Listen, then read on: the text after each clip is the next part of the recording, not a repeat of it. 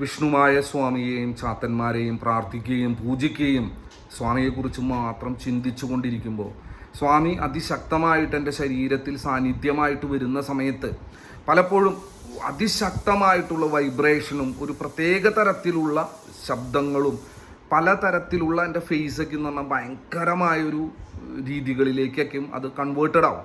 അപ്പോൾ പല ചേഷ്ടകളും കാണുമ്പോൾ സ്വാഭാവികമാണ് എല്ലാവർക്കും ഇത് എന്തുകൊണ്ടാണ് എന്നുള്ളൊരു ചിന്തയുണ്ടാവും.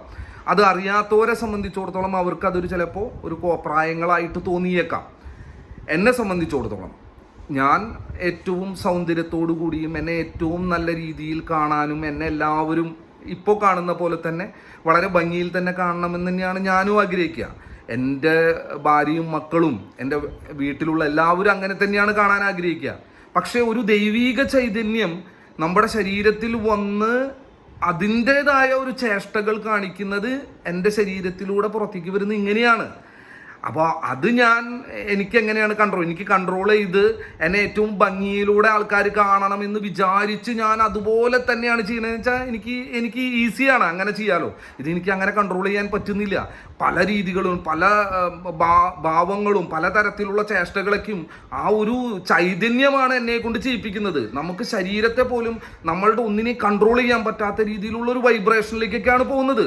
അപ്പം നമ്മളെ കാണുമ്പോൾ ആൾക്കാർക്ക് ഭയങ്കരമായിട്ടുള്ള ഒരു ഭയാനകമായ രീതിയിൽ പലതരത്തിലുള്ള ശബ്ദങ്ങളൊക്കെ ഉണ്ടാക്കുന്ന രീതിയിൽ കാണും. അതുതന്നെയാണ് ദൈവീകപരമായിട്ട് എൻ്റെ കൺട്രോളിലല്ല, അത് ദൈവത്തിൻ്റെ അല്ലെങ്കിൽ എന്തോ ഒരു എനർജിയുടെ എന്തോ ഒരു പ്രപഞ്ചശക്തിയുടെ മനുഷ്യന്മാർക്ക് മനസ്സിലാക്കാൻ പറ്റാത്ത ഒരുപാട് കാര്യങ്ങളുണ്ട്. മനുഷ്യന്മാർക്കെല്ലാം മനസ്സിലാക്കാൻ പറ്റണം, മനുഷ്യന്മാർക്കെല്ലാം കണ്ടുപിടിക്കാൻ പറ്റുന്നുണ്ടെങ്കിൽ നമുക്കതല്ലേ എളുപ്പം. അപ്പം നമുക്കൊന്നും കണ്ടുപിടിക്കാത്ത കുറച്ച് കാര്യങ്ങൾ, നമുക്കൊന്നും മനസ്സിലാവാത്ത കുറച്ച് കാര്യങ്ങളുണ്ട് എന്നുള്ള ബോധ്യം നമുക്കുണ്ടാവണം. അതുകൊണ്ടാണല്ലോ നമ്മുടെ ജീവിതത്തിൽ നമ്മൾ ആഗ്രഹിച്ച പോലെ എല്ലാ കാര്യം ചെയ്തിട്ടും നമ്മുടെ ജീവിതം അതുപോലെ ആവാത്തത്. ഇന്ന് ഭൂമിയിലുള്ള ഒരു മനുഷ്യനും അവൻ്റെ ജീവിതത്തെക്കുറിച്ച് കൺട്രോൾ ചെയ്യാൻ അവന് പറ്റുന്നില്ല. 24 hours പോലും അവൻ്റെ ഇഷ്ടത്തിന് ജീവിക്കാൻ പറ്റുന്നില്ല. അങ്ങനെയുള്ളൊരവസ്ഥയിൽ നമ്മൾ ദൈവത്തെ വിശ്വസിച്ചു പോവും, പല ശക്തികളെയും വിശ്വസിച്ചു പോവും. ആ ശക്തി ചൈതന്യം വരുമ്പോഴുണ്ടാകുന്ന കാര്യങ്ങളെക്കുറിച്ച് നമുക്കും കൺട്രോൾ ചെയ്യാൻ പറ്റില്ല. അപ്പം ഇതൊന്നും അറിയാത്ത ആൾക്കാർക്ക് ആ അറിവില്ലായ്മ പറഞ്ഞുകൊണ്ടിരിക്കാം. എനിക്ക് എന്തൊക്കെയോ തരത്തിലുള്ള ഒരു ശക്തി ചൈതന്യം എന്നോട് കമ്മ്യൂണിക്കേറ്റ് ചെയ്യുന്നതിൻ്റെ ആനന്ദം ഞാൻ മനസ്സിലാക്കി.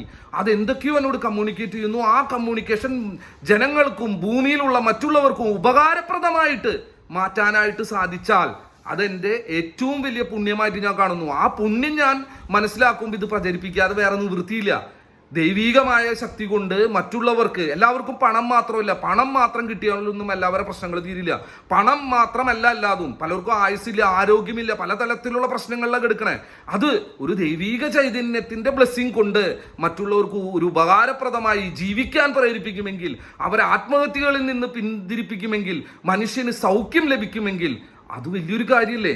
അപ്പം അതിന് എൻ്റെ ശരീരത്തിൽ വരുന്ന ശക്തിയെ കാണാനായിട്ടും അത് കാണുമ്പോൾ ഭയങ്കര വൈകൃതമാണെന്ന് വിചാരിച്ച് ഞാൻ പ്രചരിപ്പിക്കാതിരുന്നാൽ അതൊരു വലിയൊരു ശക്തി ചൈതന്യമാണെങ്കിൽ ആ സത്യമായ ചൈതന്യത്തെ മൂടി വെക്കാൻ ഒരു മനുഷ്യൻ എന്ന രീതിയിൽ എനിക്ക് അവകാശമില്ല.